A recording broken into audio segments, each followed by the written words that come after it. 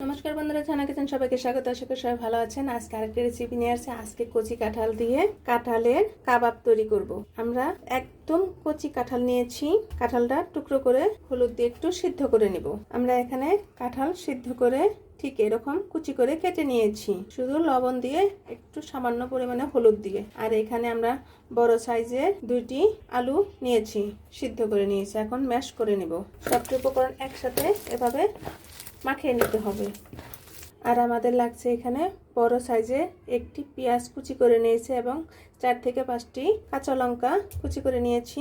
আর এখানে 1 চামচ পরিমাণের মতো আদা এবং রসুন শিলপাটা বেটে নিয়েছি। আর এখানে 1 চামচের মতো এলাচ এবং দারচিনি জিরে আমরা শিলপাটায় বেটে নিয়েছি।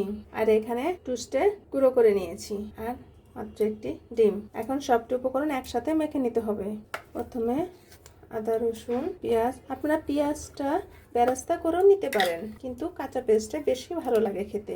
এখানে গরম মশলা, টুস্টের গুঁড়ো এখন ভালোভাবে মেখে নিতে হবে।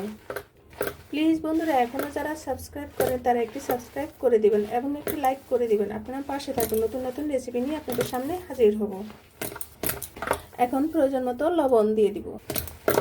এখন সামান্য হলুদ এবং লঙ্কার গুঁড়ো দিয়ে দিব। এখানে আধা চা চামচ পরিমাণের চেয়ে কম হলুদ গুঁড়ো এবং আধা চা চামচ পরিমাণের মতো লঙ্কার গুঁড়ো, আধা চা চামচ পরিমাণের মতো ধনিয়ার গুঁড়ো একসাথে দিয়ে মেখে নিব। এর মাঝে একটি ডিম ফাটিয়ে দিয়ে দিব। এই কাঁচা কাঁঠালের কাবাবটা গরম ভাত এবং গরম পোলাওর সাথে খেতে অনেক অনেক টেস্ট হয়। এমনকি আপনি বিকালে নাস্তা হিসাবেও খেতে পারেন। কাঁচা কাঁঠালে প্রচুর পরিমাণে আয়রন আছে। আপনি ছেলেমেয়েরা এভাবে যদি আপনি বানিয়ে করে দেন, ছেলেমেয়েরা চেটেপুটে খেয়ে নেবে।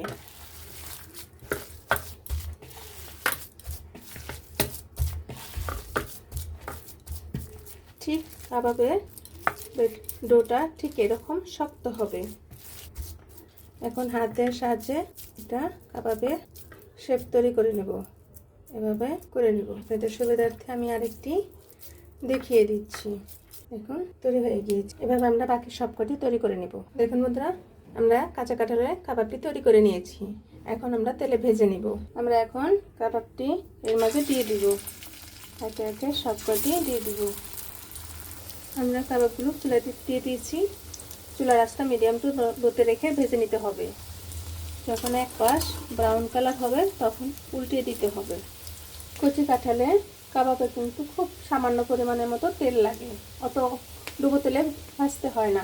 কাঁঠালের কাবাবটি তৈরি হয়ে গিয়েছে। এখন আমরা নামিয়ে নিব। ঠিক এরকম ব্রাউন কালার হলে নামিয়ে নিতে হবে। দেখুন বন্ধুরা, আমাদের কাঁচা কাঁঠালের কাবাবটি তৈরি হয়ে গিয়েছে। কত সুন্দর দেখাচ্ছে। ভিডিওটি দেখার জন্য ধন্যবাদ। Thank you.